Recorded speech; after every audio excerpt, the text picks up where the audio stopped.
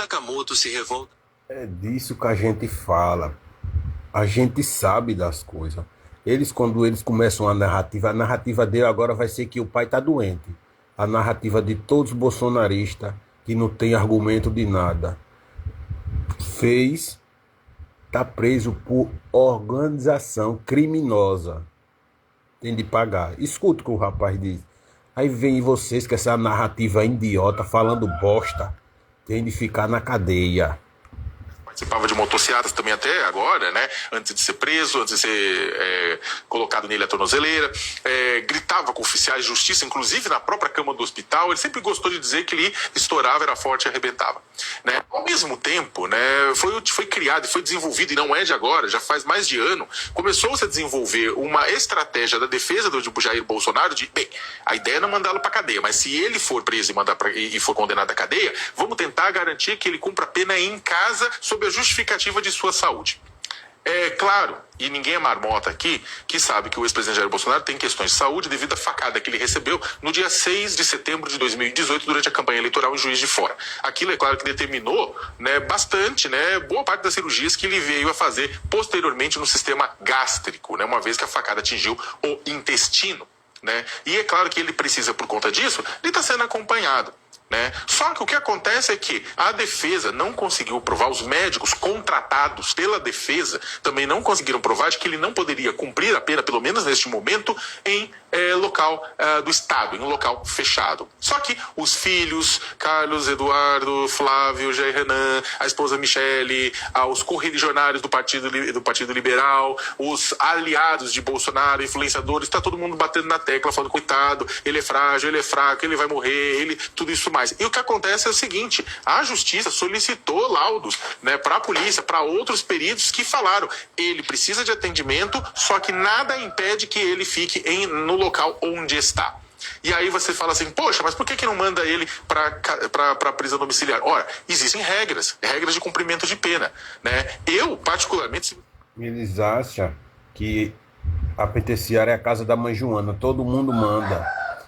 A benfeitoria deles é só para Bolsonaro. E os outros que tá lá, se lasquem. Eu venho batendo nessa tecla. Essa família do Bolsonaro não gosta de ninguém. Não tá lutando por ninguém que tá preso, não. Tá lutando é por ele. Ele. Só tão nessa ladainha aí, porque ele tá preso. Se não, tava não. Não gosta de você pobre, não. Você pobre que vota no Bolsonaro é idiota. Lá a gente tem uma tortura institucionalizada de 30, 40 pessoas dividindo a mesma cela com uma pessoa extremamente doente. Manda pra casa. Só que aí quando a gente fala isso, uma parcela das pessoas que defende que o presidente Bolsonaro vai pra casa e tá doente, fala não, isso vale pra Bolsonaro, isso não vale pra preto pobre que tá preso. Né? E aí a gente pensa, pera lá, a gente tá... Você viu que o cara disse preso, pobre, porque eles não gostam de pobre. Pessoa. Na verdade, muita gente opta por isso, eles querem favorecer o Bolsonaro sob essa justificativa. Vamos lembrar a sequência dos fatos.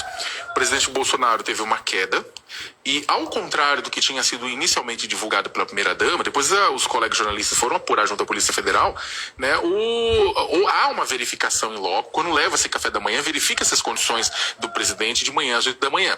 E aí o que acontece? Foi alertar, eles perceberam, os policiais, né, perceberam as marcas, né, da queda, perguntaram para ele e o próprio Bolsonaro falou, não foi nada. Né, menosprezou e falou que não teria dito que não foi nada. E aí o que aconteceu é que ele que reduziu isso aí até que chegou a primeira-dama e fez uma outra avaliação.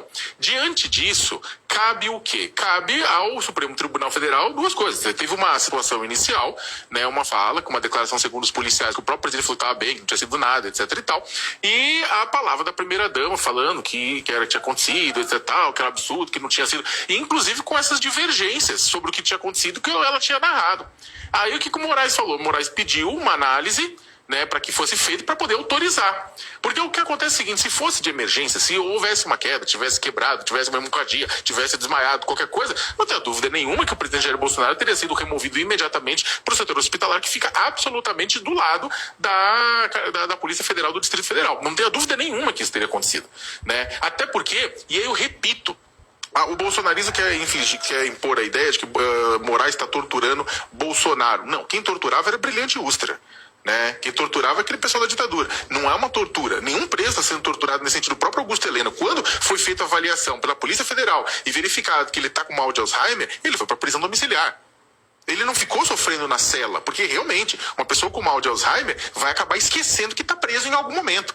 Ele foi removido para lá.